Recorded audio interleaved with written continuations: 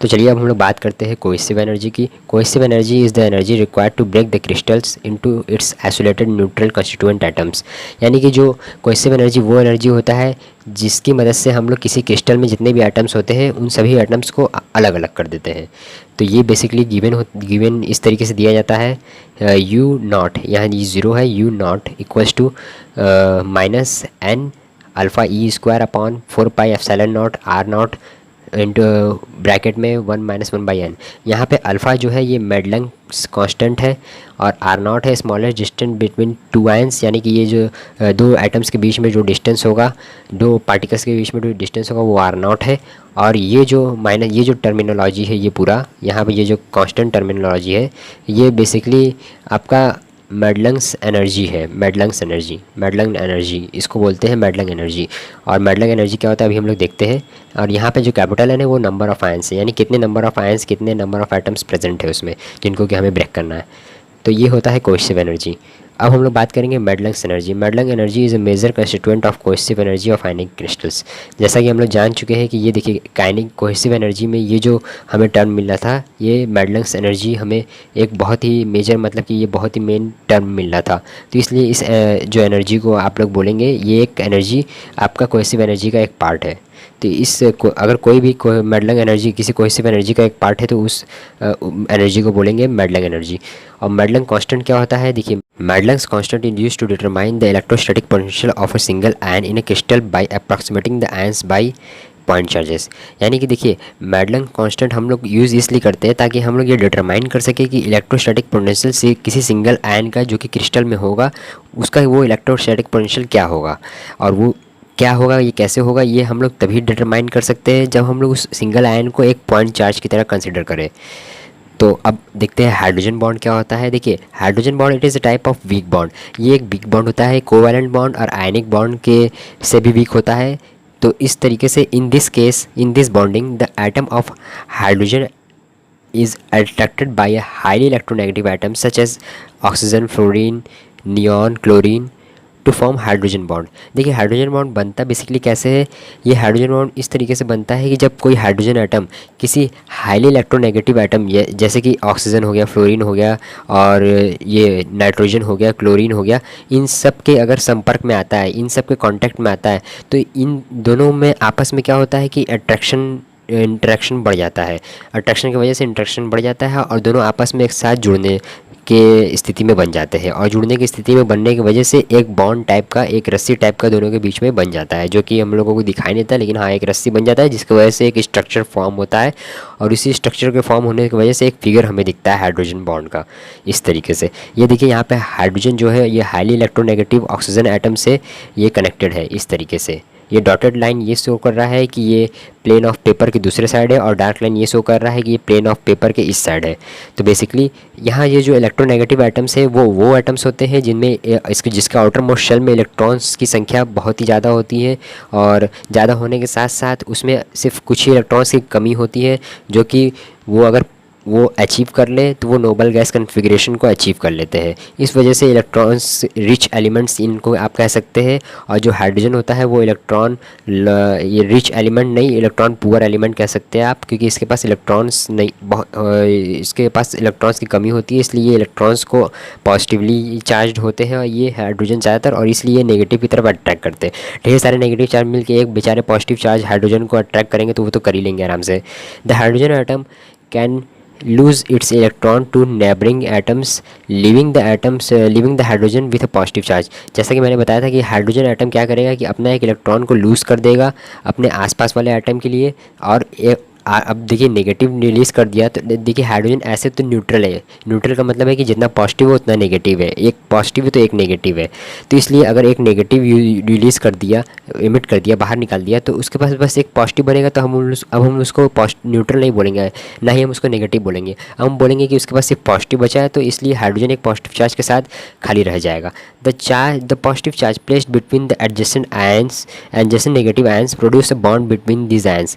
ये आयंस क्या करेगा, ये जो पॉजिटिवली चार्ज्ड हाइड्रोजन होगा वो क्या करेगा कि नेगेटिव आयंस के साथ, यानी कि नेगेटिव आयंस के साथ एक बॉन्ड बनाएगा, और ये जो बॉन्ड बनेगा ये हाइड्रोजन बॉन्ड बना देगा, यानी कि इसके आसपास जो नेगेटिव आयंस होंगे वो अट्रैक्ट हो जाएंगे और इस तरीके से एक बॉन्ड फॉर्मेशन हो जाएगा इन आयंस और हाइड्रोजन, पॉजिटिव हाइड्रोजन के बीच में। तो hydrogen bonds are responsible for joining the water molecule in ice crystals. तो इस वजह से देखिए हाइड्रोजन बॉन्ड, यही हाइड्रोजन बॉन्ड हम लोग जो वाटर आइस क्रिस्टल होता है उसमें भी हम लोग ये देख सकते हैं कि हाइड्रोजन बॉन्ड की वजह से ही वाटर क्रिस्टल का जो स्ट्रक्चर बनता है इसी वजह से बनता है। क्योंकि क्रिस्टल में क्या होता है कि जो हाइड्रोजन एटम्स होते हैं आइस में होते हैं, जो बर्फ़ होता है उसमें क्या होता है कि जो हाइड्रोजन का एटम होता है और जो एक ऑक्सीजन का एटम होता है वो बेसिकली आपस में एक दूसरे से इंटरकनेक्टेड होता है, और वो इस तरीके से कनेक्टेड होता है कि वो मूवमेंट उसका रुक जाता है। मूवमेंट इतना रुक जाता है कि वो एक आइस जो है वो हमें सॉलिड की तरह लगने लगता है, एक क्रिस्टल के फॉर्म में लगने लगता है। और अगर उसका मूवमेंट घटाना है तो आप उसको टेम्परेचर दीजिए, वो हाइड्रोजन यहाँ पे हाइड्रोजन और ऑक्सीजन दोनों ही एक आइस क्रिस्टल में होते हैं। ऐसा इसलिए मैं बोल रहा हूँ क्योंकि ये H2O वाटरी मॉलिक्यूल है, तो 2 हाइड्रोजन 1 ऑक्सीजन तो रहना ही रहना है आपके आइस क्रिस्टल में, तो इसलिए ये हाइड्रोजन बॉन्ड आइस क्रिस्टल में इस तरीके से बनता है। देखिए 2 हाइड्रोजन्स और 1 ऑक्सीजन आपस में कनेक्टेड इस तरीके से रहते हैं, 2 हाइड्रोजन 1 ऑक्सीजन आपस में इस तरीके से कनेक्टेड रहते हैं, और ये इंटरकनेक्टेड होकर एक बड़ा सा एक चैन बना देते हैं। आपस में कनेक्शन की वजह से एक चैन बनता है। चैन को आप एक इतने ढेर सारे चैन, इन्फिनाइट चैन्स बन जाते हैं, जिसकी वजह से वो चैन एक बॉक्स टाइप के फॉर्म में रूप ले लेते हैं। तो ये था हाइड्रोजन बॉन्ड का आपका वो क्या कहते हैं स्टेटमेंट, और इसका ये प्रोसीजर कि कैसे ये हाइड्रोजन बॉन्ड फॉर्म होता है। अब चलिए हम लोग आगे देखते हैं। अब दोस्तों जैसा कि मैंने बताया था कि स्ट्रेंथ के मामले में जो हाइड्रोजन बॉन्ड होता है वो वीकर बॉन्ड होता है आयनिक, कोवैलेंट और मेटालिक बॉन्ड से, लेकिन ये मॉलिक्यूलर बॉन्ड से स्ट्रॉन्गर होता है। Hydrogen bonds are directional bonds, ये डायरेक्शनल बॉन्ड्स होते हैं, यानी कि ये डायरेक्शंस पे डिपेंड करते हैं। In absence of hydrogen bonding the boiling point and the viscosity of hydrogen decreases to very low value, यानी कि अगर हाइड्रोजन बॉन्डिंग ना हो तो जो किसी भी अगर मॉलिक्यूलर स्ट्रक्चर में अगर हाइड्रोजन बॉन्डिंग की पॉसिबिलिटी नहीं होती है तो उस समय जो उस मेटालिक स्ट्रक्चर होगा या फिर कोई मॉलिक्यूलर स्ट्रक्चर होगा उसका जो बॉइलिंग पॉइंट होगा, जो विस्कोसिटी होगा, वो हाइड्रोजन बॉन्ड्स के ना होने की वजह से डिक्रीज़ हो जाएगा, बहुत ही कम हो जाएगा। एग्जाम्पल के तौर पे अगर हम देखें कि the example of hydrogen bond crystals are, hydrogen bond crystal का कुछ एग्जांपल देख लीजिए। जैसे कि हम लोग वाटर जानते हैं, आइस जानते हैं, वाटर में भी हाइड्रोजन और ऑक्सीजन हाइड्रोजन बॉन्डिंग बनाते हैं, आइस में भी बनाते हैं। और इलेक्ट्रोनेगेटिव एलिमेंट्स यानी कि एटम्स के साथ भी बनाते हैं, यानी कि H फ्लोरीन के साथ भी बनाएगा, क्लोरीन के साथ भी बनाएगा। और इसी तरीके से DNA में भी हाइड्रोजन बॉन्डिंग होती है और एट्सेट्रा, यानी कि बहुत से ऐसे एग्जाम्पल हो सकते हैं, आप देख सकते हैं। लेकिन फिलहाल 2-3 एग्जाम्पल काफ़ी है यहाँ पे। अब हम लोग देखते हैं cohesive energy of an NaCl crystal. Basically cohesive energy हम लोग जानते हैं वो एनर्जी होती है जो कि हम किसी क्रिस्टल को देते हैं तो क्या करता है कि उस क्रिस्टल में जितने भी आयंस होते हैं, जितने भी पार्टिकल्स होते हैं या फिर जितने भी एटम्स होते हैं उन सभी को अलग अलग कर देता है वो उस एनर्जी को देने से। तो कैसे NaCl क्रिस्टल का जो कोहेसिव एनर्जी होगा उसका क्या एक्सप्रेशन होगा, हम लोग उसको कैसे निकालेंगे। तो चलिए देखते हैं। टेक NaCl क्रिस्टल, यानी कि अगर हम NaCl ले लेते हैं या फिर NaCl क्रिस्टल अगर हम लोग इसको कंसिडर कर रहे हैं तो the energy of attraction between Na plus and Cl minus ion is given by U of attraction, यानी कि energy of attraction equals to -1/4 pi epsilon not into alpha E square upon R। R is where R is the smaller distance between the two ions, यानी कि R दो ions के बीच में, यानी कि Na प्लस और Cl माइनस के बीच में जो डिस्टेंस है वो R है। और यहाँ पे E है पॉजिटिव चार्ज, यानी कि चार्ज ऑफ इलेक्ट्रॉन। इलेक्ट्रॉन का चार्ज हम लोग यहाँ पे नेगेटिव माइनस के साथ नहीं लिख रहे हैं क्योंकि यहाँ पे ये ऑलरेडी माइनस लगा हुआ है और माइनस साइन ये शो कर रहा है क्योंकि ये फोर्स ऑफ अट्रैक्शन है, तो ये अट्रैक्टिव नेचर को शो कर रहा है, इसलिए माइनस यहाँ पे साइन लगा हुआ है। अल्फ़ा हम लोग जानते हैं कि मेडलंग्स कांस्टेंट है जो कि क्रिस्टल की ज्योमेट्री से रिलेटेड होता है। और ये हम लोग ये भी जानते थे कि देख चुके हैं कि मेडलंग्स कांस्टेंट हम लोग इसलिए इस्तेमाल करते हैं ताकि वो इलेक्ट्रोस्टैटिक पोटेंशियल किसी सिंगल आयन के इलेक्ट्रोस्टैटिक पोटेंशियल को डिटरमाइन करने में मदद करता है मेडलंग्स कांस्टेंट, जबकि हम तब करता है जब हम उस सिंगल आयन को एक पॉइंट चार्ज की तरह कंसीडर कर रहे हो। फॉर सिंपल क्रिस्टल जो मेडलंग्स कांस्टेंट की वैल्यू होती है वो 1.6 to 1.8 रेंज में लाई करती है। अब now the energy of repulsion between Na plus and Cl minus ions is given by U of repulsion is equals to energy of repulsion is equals to B capital B upon R to the power n, where B is the constant scaling, यानी कि B एक constant है, scaling the strength of repulsive interaction, यानी कि ये basically repulsive interaction के strength को बताता है वैल्यू में। तो और वेयर एन, यहाँ पे जो आर की पावर एन है ये बॉर्न एक्सपोनेंट है, जो कि एक नंबर होता है 5 और 12 के बीच में। और ये नंबर ये एक्सप्रेस करता है कि जो स्टीपनेस होता है ये ऑफ द रिपल्सिव बैरियर, उसकी स्टीपनेस को ये एक्सप्रेस करता है, यानी कि वो कितना स्टीप है, यानी कितना वो सकरा है। तो रिपल्सिव बैरियर को वो बताता है कि कितना वो स्टीप है, यानी कितना वो सकरा है, कम सकरा है कि ज़्यादा सकरा है। तो ये 5 से 12 के बीच में ये एक एन की वैल्यू आती है। तो यहाँ से जो टोटल एनर्जी होती है उन आयंस की, यानी Na plus Cl minus ion की, वो हो जाएगी energy of attraction plus energy of repulsion, जिसको कि हम लोग U डैश से रिप्रेजेंट कर रहे हैं। और बेसिकली हम लोग पहले ये जान लेते हैं कि कैसे, मान लेते हैं ये पॉजिटिव चार्ज है ये नेगेटिव चार्ज है, तो दोनों के बीच में अट्रैक्शन ऑफ एनर्जी लग सकता है, लेकिन रिपल्सन ऑफ एनर्जी कैसे लगता है। तो दोस्तों मैं आपको एक कॉन्सेप्ट बताता हूँ जिसकी मदद से आपको न्यूक्लियर फिजिक्स का एक टॉपिक भी क्लियर हो जाएगा कि न्यूक्लियर फोर्स डिपेंड कैसे करता है किसी चार्ज पे। तो देखिए न्यूक्लियर फोर्स चार्जेस पे इस तरीके से डिपेंड करता है कि जब दो चार्जेस आपस में एक जैसे हों या फिर दो चार्जेस आपस में अलग अलग भी हों, तो जो दोनों के चार्जेस के बीच में जो फोर्सेस लगते हैं वो रिपल्सिव भी होते हैं और जो अट्रैक्टिव भी होते हैं। और ये कैसे होते हैं, ये डिपेंड करता है उनके डिस्टेंस पे। जब वो 0.5 फर्मी के डिस्टेंस से कम होते हैं तो उस समय क्या होता है कि उनके बीच में लगने वाला फोर्स जो होता है वो रिपल्सिव हो जाता है। और जब वो 0.5 फर्मी डिस्टेंस से ज़्यादा दूरी पे होते हैं दो एटम्स, तो वो उस समय अट्रैक्टिव नेचर का काम करता है। तो इस तरीके से देखिए, ये देखिए R0, ये जो distance between the two atoms है, अगर ये 0.5 फर्मी से कम हो जाएगा तो ये देखिए यहाँ पे रिपल्सिव वाला ग्राफ मिलेगा, और जब ये 0.5 फर्मी से ज़्यादा हो जाएगा तो यहाँ पे ये अट्रैक्टिव वाला ग्राफ मिलेगा।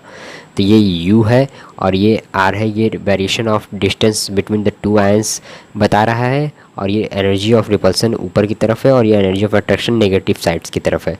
तो इस तरीके से ये डिपेंड करता है। यहाँ फर्मी बेसिकली डिस्टेंस का एक यूनिट है जिसकी वैल्यू होती है 1 फर्मी इक्वल्स टू 10⁻⁻15 मीटर। तो टोटल एनर्जी को हम लोगों ने इस तरीके से डिफाइन कर दिया था। अब U डैश को हम लोग लिख सकते हैं कि U अट्रैक्शन हम लोगों को जो मिला था ये मिला था, और -1/4πε0 into alpha E square upon R plus capital B upon R to the power n, ये हमें मिला था। तो ये टोटल एनर्जी हो गया। अब हम लोग देख लेते हैं कि इसके आगे हम लोग क्या लिखेंगे। दोस्तों बस कुछ ही स्टेप्स से फिर हम लोग को ये भी पता चल जाएगा कि cohesive energy of an NaCl crystal क्या होता है। तो देखिए, अगर हम मान लेते हैं कि n नंबर ऑफ आयंस अगर क्रिस्टल में मौजूद है, यानी कि हम लोग एक Na और एक Cl की बात नहीं कर रहे हैं, बहुत सारे NaCl आयंस हो सकते हैं। एक क्रिस्टल में लाखों होते हैं, करोड़ों होते हैं, इनफाइनाइट नंबर्स ऑफ आयंस होते हैं। तो अगर हम लोग मान लेते हैं कि n नंबर ऑफ आयन है, तो टोटल एनर्जी अगर हमें देनी होगी तो इस समय जो एनर्जी देनी होगी, अगर हम उसको U टोटल मान लेते हैं जो कि पोटेंशियल एनर्जी होगी, तो ये हो जाएगा basically n into V dash U dash, n into U dash, यानी कि n टाइम्स हमें उस एनर्जी हर एक आयंस के बीच में जो एनर्जी हमें देनी पड़ रही है उनको सेपरेट करने के लिए वो हमें n टाइम्स देना पड़ेगा। तो ये n times into U dash हो जाएगा।